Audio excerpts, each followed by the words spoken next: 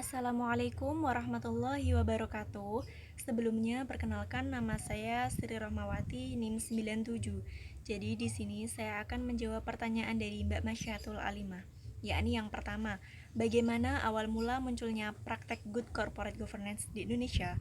Alasan perlunya good corporate governance di Indonesia, adakah alasan dalam penerapan good corporate governance itu sendiri? Dan tolong berikan contoh realisasi penerapan good corporate governance. Jawaban saya, konsep GCG atau Good Corporate Governance telah muncul di Amerika Serikat sejak tahun 1980-an dan mengalami perkembangan cukup pesat akhir abad 20. Beberapa waktu yang lalu muncul dua skandal kebangkrutan perusahaan di Amerika Serikat yang menghebohkan kalangan dunia usaha, yaitu kasus Enron dan juga WorldCom.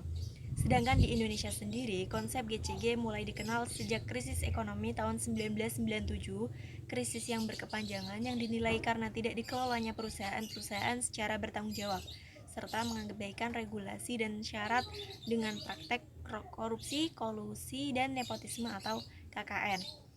Alasan pentingnya penerapan good corporate governance dalam perusahaan itu sendiri yakni yang pertama, untuk mendorong pasar yang efisien, transparan, dan konsisten dengan peraturan perundang-undangan yang berlandaskan beberapa prinsip dasar good corporate governance. Yang kedua, untuk menambah dan memaksimalkan perusahaan guna memenangkan kompetisi global. Yang ketiga, untuk menghindari fraud dan KKN. Yang keempat, menjamin keputusan strategik dan dilakukan dengan benar dan efektif. Dan yang kelima, mencegah terjadinya berbenturan kepentingan berbagai pihak. Contoh realisasinya yaitu di dalam prinsip Good Corporate Governance ada yang namanya prinsip akuntabilitas. Realisasi dari prinsip ini dapat berupa pendirian dan pengembangan komite audit yang dapat mendukung terlaksananya fungsi pengawasan Dewan Komisaris, juga perumusan yang jelas terhadap fungsi audit internal. Khusus untuk bidang akuntansi, penyiapan laporan keuangan yang sesuai dengan standar akuntansi yang berlaku serta diterbitkan tepat waktu juga jelas merupakan perwujudan dari prinsip akuntabilitas ini. Intinya, good corporate governance ini adalah sistem untuk membangun bagaimana tata kelola perusahaan yang baik. Selanjutnya pertanyaan yang kedua yaitu apa saja hak bagi pemegang saham baik pemegang saham minoritas dan pemegang saham asing. Berikan pendapat Anda mengenai perlakuan yang adil terhadap para pemegang saham. Jawaban saya, pemegang saham termasuk pemegang saham minoritas maupun pemegang saham asing harus diperlakukan setara. Mereka memiliki hak-hak dasar yang harus dilindungi dan difasilitasi penggunaannya oleh korporasi. Dengan uraian sebagai berikut. Yang pertama, hak dasar pemegang saham harus mencakup hal untuk diantaranya ada dicatat kepemilikan sahamnya di daftar saham pemegang saham korporasi, menghibahkan atau mentransfer saham, memperoleh secara teratur dan tepat waktu informasi material yang relevan tentang korporasi, berpartisipasi dan memberikan suara dalam RUPS, mengangkat dan memberhentikan anggota Dewan Komisaris dan anggota direksi, memperoleh bagian laba korporasi. Yang kedua, pemegang saham harus diberi informasi yang cukup untuk dan berhak dalam menyetujui atau menolak serta berpartisipasi dalam pengambilan keputusan tentang perubahan yang fundamental.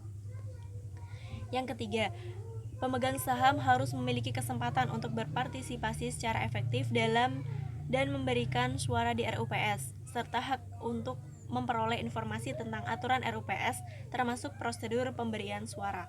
Yang keempat, pemegang saham termasuk pemegang saham institusional harus diperbolehkan untuk melakukan konsultasi satu dengan lainnya tentang isu mengenai hak-hak dasar pemegang saham, sebagaimana yang diterapkan dalam prinsip ini, namun hal ini tidak boleh disalahgunakan.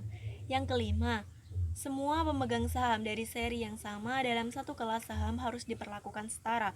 Struktur modal dan pengaturan yang memungkinkan pemegang saham tertentu mempengaruhi atau mengendalikan yang tidak proporsional dengan tingkat kepemilikan ekuitasnya harus diungkapkan. Yang keenam, transaksi pihak berelasi harus disetujui dan dilaksanakan sedemikian rupa yang dapat meyakinkan bahwa benturan kepentingan telah dikelola dengan tepat dan melindungi kepentingan korporasi dan pemegang saham.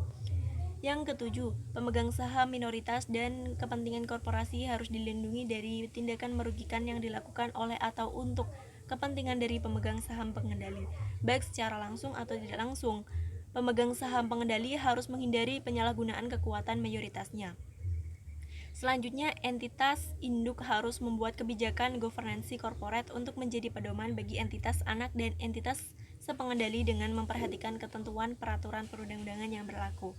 Dan yang terakhir, pasar modal sebagai salah satu institusi pengendali korporasi harus berfungsi secara efisien dan transparan. Terima kasih. Wassalamualaikum warahmatullahi wabarakatuh.